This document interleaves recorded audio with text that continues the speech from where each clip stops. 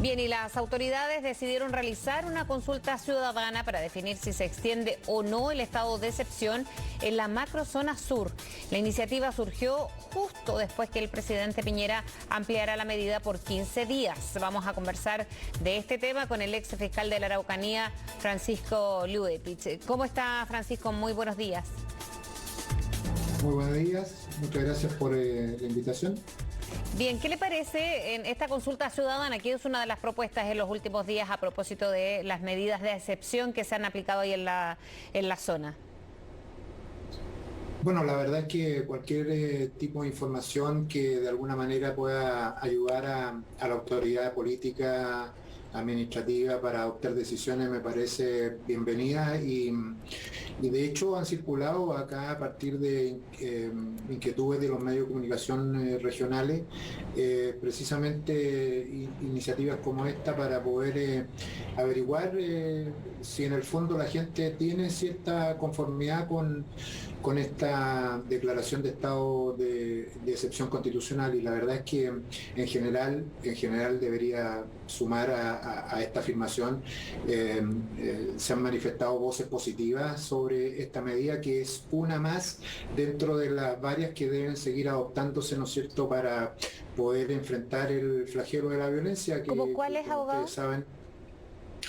Bueno, la verdad es que hay algunas de carácter legal y otras de carácter administrativo. Yo he planteado específicamente que junto con los patrullajes de carácter militar, apoyados por los militares y policiales, también exista una política permanente de fiscalización de parte del Servicio de Impuestos Internos, del Servicio Agrícola y Ganadero, de la Corporación Nacional Forestal, que son entidades que precisamente se vinculan y en donde cada uno en sus intereses particulares, ¿no es cierto?, pueden aportar precisamente a la ubicación e identificación de actividades ilícitas en los campos correspondientes, el traslado de madera, el traslado de animales, y por lo demás también la posibilidad, ¿no es cierto?, del narcotráfico. A ello, además, algunas modificaciones legales. Las usurpaciones en nuestro país tienen una pena muy pequeña, que es de multa, y por lo tanto, según el criterio de la Corte Suprema, no son susceptibles de detención los usurpadores. Lo único que habría que hacer, y bastante simple, es agregar al delito de usurpación como de aquellos que pueden fundar, ¿no es cierto?, y justificar la detención de una persona. El artículo 134 del Código Procesal Penal, que habría que incluirlo allí, una modificación muy breve, muy pequeña, y que podría generar un efecto muy interesante. El aumento de penas de ciertos delitos, que todavía está en trámite, que a pesar de ciertas aprobaciones por parte de algunas de las cámaras, no ha dado luz. Por ejemplo, en la sustracción de madera, que evidentemente es un delito que puede ser tipificado de manera independiente y que hasta ahora no ha visto la luz. Y así, bueno, para los que les interesa el tema también, puedo citar que el martes pasado, ¿no es cierto?, 6 fallos de la Corte Suprema revocaron sentencias de la Corte de Apelaciones de Concepción que había negado lugar a recursos de protección deducidas por 70 ¿Abogado? Víctimas. Dígame. Sí, no, y a propósito de las determinaciones de la Corte Suprema que finalmente falla para dar protección a las víctimas de violencia rural. Lo revisábamos hace algunos momentos, desde el gobierno han dicho que han tomado las medidas pertinentes, pero critican esta decisión de la justicia porque dicen que ha habido medidas, por ejemplo, el estado de excepción, que se ha tomado y se ha extendido incluso en los últimos días. ¿Qué le parece la decisión de la Corte Suprema, primero, si han estado al debe, ¿no?, las autoridades para proteger a víctimas de la violencia rural? Bueno, yo creo que los fallos son todos similares, se adoptan en 6 casos distintos, hay 78 víctimas que recurrieron de protección, y todos plantean lo mismo, es decir, el haber sido, comillas, abandonado de la protección del Estado y derivado de aquello, ¿no es cierto?, sufrieron diferentes tipos de atentados y de afectaciones tanto en el patrimonio como en sus personas. La Corte Suprema, yo creo que hay tres cosas que tienen que destacarse en estos fallos. Es primera vez que reconoce que hay una expresión de una manifestación denominada violencia rural que incluso la incorpora entre comillas. Es decir, hay violencia rural en la macro zona sur de nuestro país y que a pesar de que el Estado, a través de los gobiernos respectivos, ha implementado medidas tendientes a precaver estos hechos o a minorar las consecuencias, ¿no es cierto?, padecidas por las víctimas, la Corte Suprema en estos fallos las considera insuficientes, por lo que les exige a los órganos del Estado que se coordinen y que por lo tanto tengan mayor diligencia, y aquí está lo importante, para adoptar medidas tempranas. Estas son las medidas preventivas y no las reactivas, que precisamente es lo que se ha desarrollado con diferentes políticas, ¿no es cierto?, del gobierno,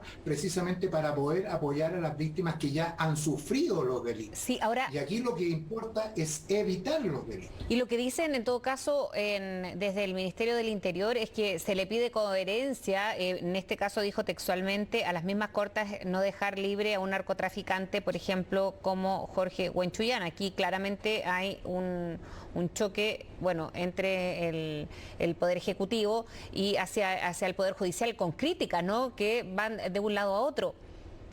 Sí, a mí me parece que esa crítica, digamos, uno la podría entender y justificar, pero yo quiero ser muy serio y responsable en lo que voy a decir. No tiene nada que ver una situación con la otra. El Poder Judicial, si libera a alguna persona de una medida cautelar intensa, tendrá que dar sus razones y sus explicaciones, y que están en las resoluciones respectivas. Pero otra cosa muy distinta es que el Estado no adopte todas y cuantas medidas sean necesarias para evitar el espiral de violencia que ha ocurrido en toda esta gran zona del sur de Chile. Eso es lo que la Corte Suprema declara en la sentencia y determina, ¿no es cierto?, como obligación a cumplir el que todas las entidades se coordinen para precisamente, miren, y aquí está lo importante, salvaguardar el principio de igualdad jurídica, la igualdad de trato. Aquí tenemos personas que han sido afectadas y que, aunque pueden ser reparadas posteriormente, nunca debieron serlo. Nunca debieron serlo. ¿Y por qué? Porque el Estado ha permitido, digo el Estado, independientemente de los gobiernos de turno, no tiene una política pública sobre toda esta problemática, sino que tiene instancias. ¿Por qué, abogado, le pregunto, porque usted fue fiscal de la Araucanía durante harto tiempo, desde el 2005 al 2013, tiene conocimiento de la zona, tiene conocimiento, yo también me imagino, de este círculo vicioso a ratos, ¿no? Porque con esta crítica es como no tomar medidas por parte del Ejecutivo, pero que después acusan al Poder Judicial de dejar libre a detenidos por algún... Este es un sistema, o sea, un problema que va mucho más de fondo, sobre todo, y usted ha dicho que lo que ha faltado aquí el Estado, y el Estado ha faltado hace mucho tiempo en la zona, lo que pasa es que ahora se ha agudizado mucho más con estos hechos de violencia. Efectivamente, y si uno revisa la historia del conflicto, se va a dar cuenta de que los hechos de incendio, que fueron la regla general de incendios forestales, digamos, entre el año 2000 y 2002, luego cesaron. ¿Y por qué? Porque en definitiva quemar los árboles y después recibir el territorio sin estas plantaciones no daba rédito económico. Entonces, se dejaron de quemar los campos, ¿no es cierto?, porque además habían seguros muy importantes de las empresas forestales que no recibían ninguna merma económica, patrimonial, y se adoptó otra estrategia, la estrategia de atacar a las personas y a los bienes de las personas. Y ahí es donde efectivamente estamos al debe. Y aquí no tiene nada que ver el que la justicia, el Poder Judicial y sus tribunales adopten medidas en relación con determinadas personas en cuanto a su libertad o su prisión. Aquí lo que tenemos que revisar es por qué estos hechos se siguen sucediendo en mayor número y gravedad.